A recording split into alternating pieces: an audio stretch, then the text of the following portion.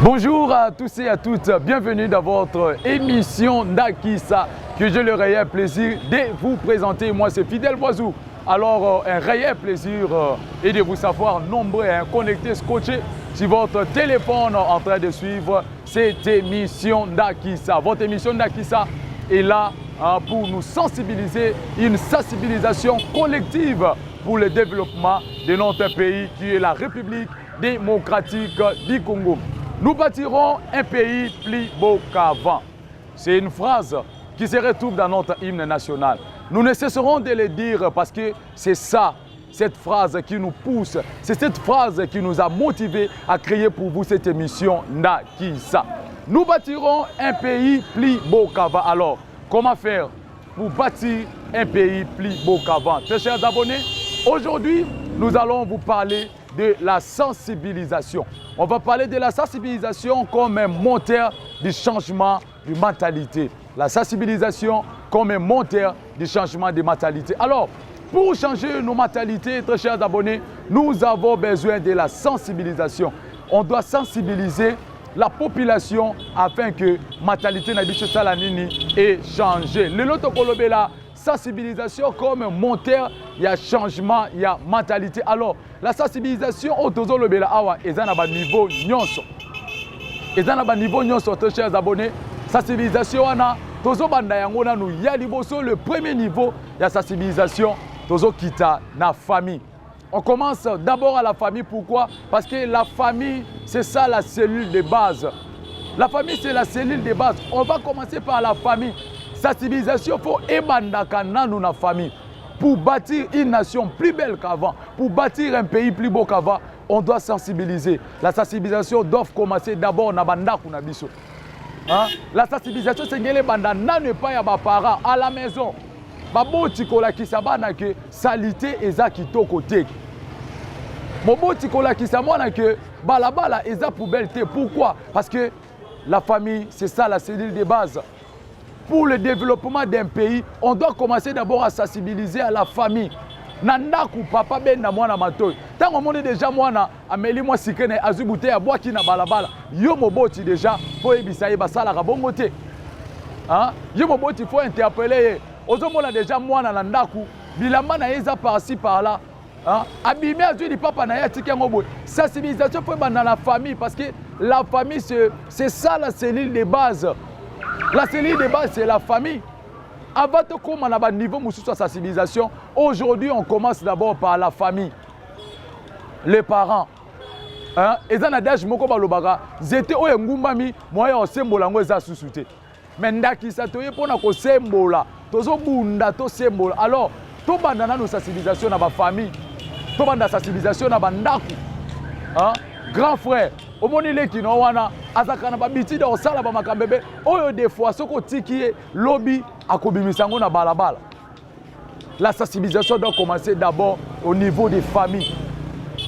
Baboti to interpeller comme ça bana na biso que salité za malamu te. To ebisa bana na biso que terrasse eza fuluté. To ebisa bana na biso que caniveau obomona ka caniveau eza fuluté pona yaka ko boaka bosoto na kati ya terrasse. Ceux qui ont mon beau, c'est déjà moi na boy.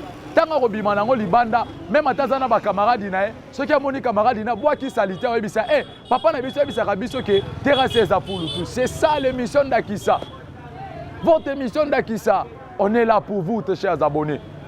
Vous êtes sur votre chaîne DFX Télévision. N'hésitez pas de vous abonner, partager, liker parce que émission Ndakisa, toza wana pona ko interpeller conscience collective. Aujourd'hui, notre sujet, nous sommes en train de parler de la sensibilisation comme le moteur du changement de mentalité. On a commencé par la famille. Deuxième niveau de sensibilisation, c'est l'école. La fois passée, on avait essayé de parler de l'école, mais tout compte qui n'a profondeur. Les lots, la paix, école. Après famille, école. École, faut être yabiso. École, faut être dans un programme. Il y a quoi interpeller conscience yabana en ce qui concerne l'insalubrité. Tant au moins dans autant poubelle les années école mais élève va éviter que non faut avoir un papier na katia poubelle. Toi mais un peu comme ça la moi étude comparative entre ba école o ya kala na ba école le loto autant lelo. Bacours lokola ba SM, éducation civique et morale.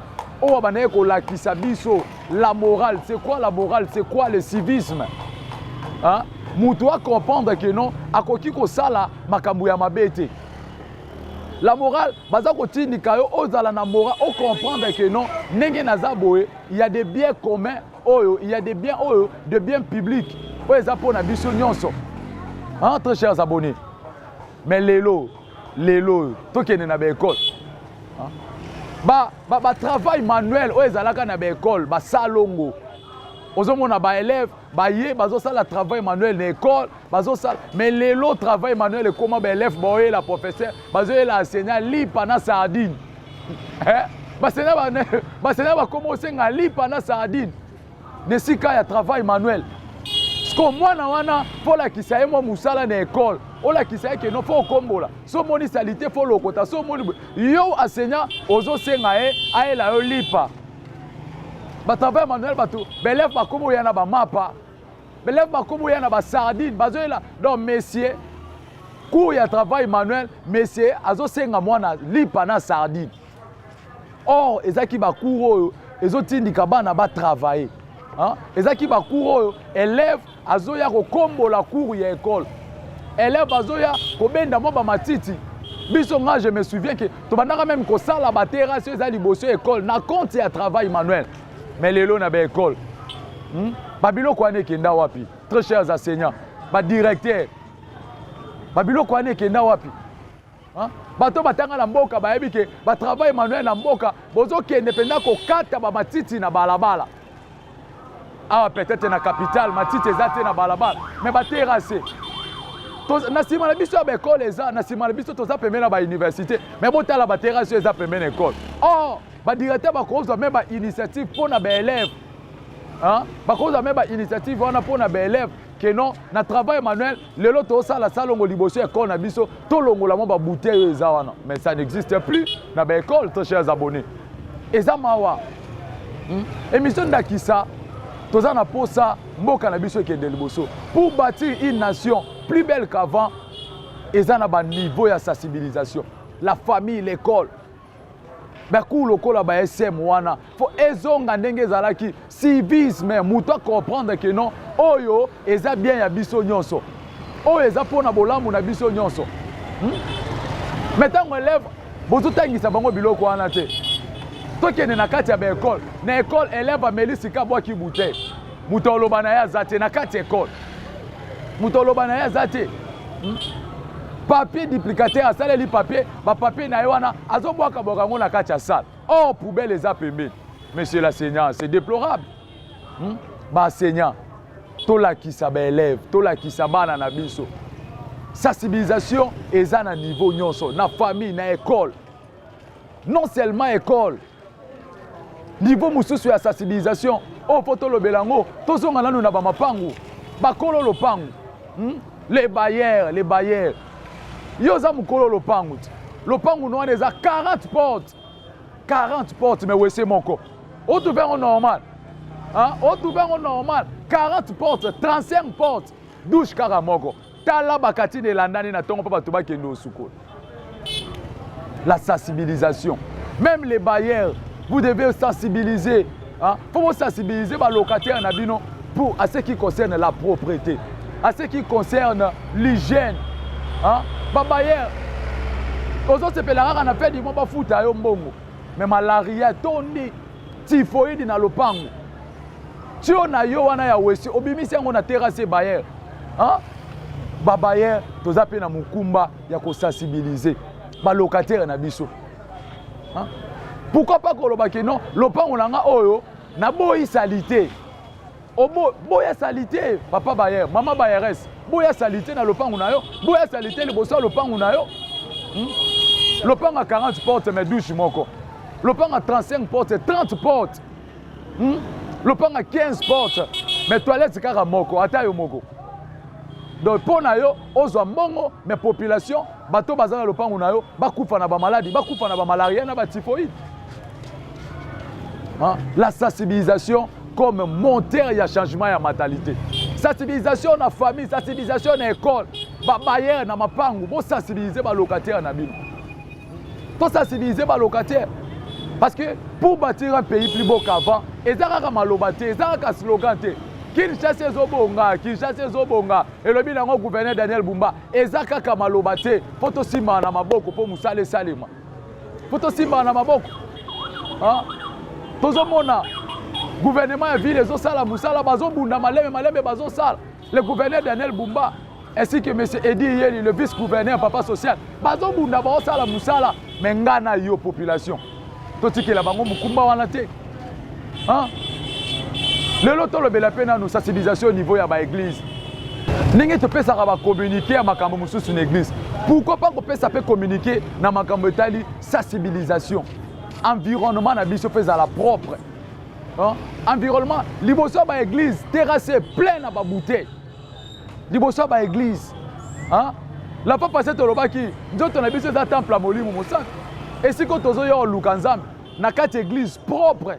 Na kati église bakita kitoko mais libanda ya église tala terrasse eza libanda église salité tala caniveau eza liboso église bandimi même poubelle au boté na kati église mundimi azotia abwaka ba biloko na kati ya poubelle te mundimi o préféré abwaka ba bouteille libanda mais na kati église poubelle eza mundimi alie bazoka kolango na kiti église ata yo moko to garder environnement na biso propre. Liboso ya église ni nezanga kopesa communiquer te samedi to sala salongo na église samedi to zana moi salongo ba frère boya to ki terrasser na biso parce que liboso église eza salité makasi eza pe moko ezo pousa que non parce que église to za wana kaka pona molimo te bisika tozo fanda molimo ezali mais nzoto na biso ezo fanda bisika ya salité la sensibilisation na ba église. Tokotisa ba communiquer tokotisa na ba communiquer na biso ba communiquer o ezo pesa man église que non église botala libanda église to sala salongo to sala tout ça ça va aider pe mboka na biso kende liboso parce que église eza wana kaka te na betali ko préparer batu ba kende lola muto tozo préparer ya kende lola wana mais pour l'instant azana no na mokila zo vivre na mokila mais sika zo vivre zandeni et sika zo vivre zandeni. On doit sensibiliser à ce qui concerne le changement de mentalité. Mboko yo po kende liboso, mboka na biso, tozana posa, et comme peu propre le ko la ville musu. Et surtout notre capitale, la ville de Kinshasa. Biso moko Kinshasa salité, Kinshasa solo. Mais salité wana ngana yo nde totiaka. Salité wana ngana onde totiaka ngoto chers abonnés. Sensibilisation ezala na niveau nyonso, na famille, na école. Dans l'église, il faut sensibilisation. Vous êtes sur votre chaîne GFX Télévision, très chers abonnés. C'est votre émission Ndakisa. Et le lot de la sensibilisation comme moteur et changement de mentalité. Il faut sensibiliser. Tolobela. Parce que vous sautez ça mal à mouter. Salité ça bien été. N'a pas beaucoup de malariés à la rater. N'a pas beaucoup de malariés à la rater. Mais les lots sont OK dans les hôpitaux. Combien de personnes coupent dans malaria et dans typhoïde? Mais c'est dit à la salité. C'est dit à la salité. Je ne sais pas où fanda. Toilette, plus de 400 personnes bakotaka. Toilette, plus de 50, 60 personnes bazokota. Sko, Orobé la tendengeni. Orobé la tendengeni. Bayara se fait la na fin du mois futa e mbongo na fin du mois ya télé mais mbongo. Mais propriétaire lopango bayara a évité. Propriété à Libanda, le pan au Bayer a évité. Très chers abonnés, on doit changer notre mentalité. On doit changer notre mentalité. Et niveau moussou sur la sensibilisation, et dans le niveau de l'État nabiso. Samedi salongo, samedi à la race salongo. Salongo on a pour l'État vulgariser yango, a vulgariser que non, parce que écoute na mutu, écoute na mutu. Samedi salongo, et ça qu'on crée là même émission. Pour nous vulgariser que non, samedi, eza mukolo ya salongo. Na bano le bela mambetali ba policier na biso samedi batambola kaka kozwa nde mbongo. Liboso ya ba maison, na ba boutique, na ba magasin. Batambola kozwa ba 1000 francs, ba 500. Ba comment tela bango même ba loso. Dans son mbongo ezate, bateli biloko, bateli loko muto na oteka, mais ce n'est pas normal ça. Ce n'est pas normal. Ce n'est pas normal. sensibilisation na niveau ya l'État. L'État ça wana pona ko accompagner population. Hein? L'État ça wana pona ko accompagner population. Mais mukola salongo omona mutu akangi maison na e ti ayebika ke maison efungoma 10 heures. 10 heures afongoli ya bandi oteka. Policier leki azui moi 1000 francs. C'est pas normal ça. L'État faut sensibiliser. L'État faut alobela parce que moko po bonga tolobaki l'État za na ngambu biso pepe toza na ngambu to simbani na maboko pour musale sale mamalam. Pour bâtir un pays plus beau qu'avant, c'est ta responsabilité, c'est ma responsabilité et c'est la responsabilité de notre l'État. Mutuna mutaza na rôle na ya jouer. Hein? Ce qui l'État a betango kara et aussi maintenant oti koloba parce que la population qui sensibiliser, la population qui sale. Mais ce qui l'État a su mukumba na maboko te ozala passe. Et ça passe. Na bande koloba samedi salongo. Mutate quitté de 8 h te abike 10 h na fongo la maison na hotel. Mais faut l'État aya wana contrôler. Bourgmestre équipe ya bourgmestre faut quitter ba contrôler est-ce que maman au fongo li maison est-ce que ça les salon. Au fongo li maison est-ce que te au kombola ki terrasse ya maison za salité est-ce que ça li salon.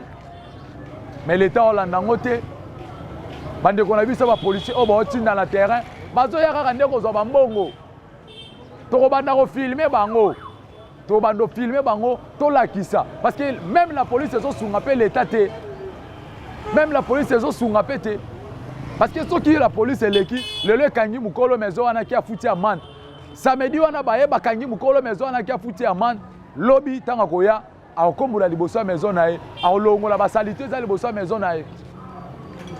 C'est votre émission d'Akissa, très abonnés. Le lot la sensibilisation. Sensibilisation, hein? Le coup la montée, il y a changement, il y a mentalité. Faut tout sensibiliser. Et sensibilisation, faut que la famille n'ait pas lobby. Faut que la famille, toquer une école, tolobi l'école. Sensibilisation, faut sim école. Bakou, le coup là, SM, bakou Rwanda, travail manuel. Papa, tika ko senga bana ba mapa. Tika ko senga bana ba mapa, tika ko senga bana ba sardine. Hein? Yebisa mwana yaka sale loko boye. Lakisa mwana musala wana. Ne siko senga biloko kolia. Parce que tant qu'on senga sardine au pesier point. Au senga lobo au pesier point. Et oto sunga mwana wana na nini? O sunga na nini? Sensibilisation à l'église. Très cher pasteur, nous vous aimons beaucoup. Nous vous aimons beaucoup. Sensibilisons aussi. Hein? Na ba communiquer, topé ça va communiquer. Sensibilisation na niveau ya l'État. L'État de Mokonji. L'État de Mokonji. RTNC pour concevoir une mission de sensibilisation sur le changement de mentalité. Et mission de sensibilisation, na wetali ko garder l'environnement na biso propre. C'est ainsi que nous allons bâtir un pays plus beau qu'avant, comme le père de l'indépendance l'ont écrit dans notre hymne national. Nous bâtirons un pays plus beau qu'avant. Très chers abonnés, merci beaucoup. Un grand merci à vous de nous avoir suivis. Je sais que vous avez belé au Bozolanda, émission Nabino Ndakissa. Merci pour nos commentaires Nabino. Hein? Merci pour nos commentaires, merci pour nos suggestions. En tout cas, un grand merci à vous, très chers abonnés. Tozawana pour Nabino. Awa tozolo belaraka nanu marambetali environnement. Tango toko kota na ba sujet mususu ozala somme.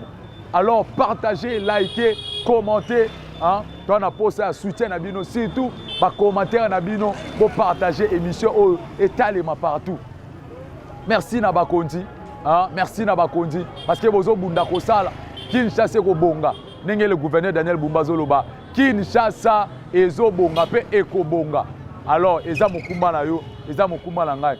Merci na vice-gouverneur Edi Yeli pona musala bozo sala. Tu as dit que bazon di matin mais musala e salema. Biso pe population to ko accompagner bino fait que musala e salema malamu pe kitoko. Un grand merci na grande équipe ya GFX télévision to pesi merci à mon frère Clément Legnosologue, notre assistant qui était là derrière la caméra. Un grand merci à M. Xavier aussi qui était là. Merci à M. José. Il y a José Motumbe. Big salutations à vous, mon grand frère. Sans oublier mon homo. Lui, c'est fidèle et qui est là. Big salutations à vous. Merci na babone nyonso.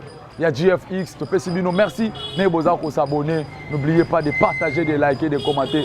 Big salutations à toi BM. Merci beaucoup. On se retrouve au prochain numéro. Merci beaucoup.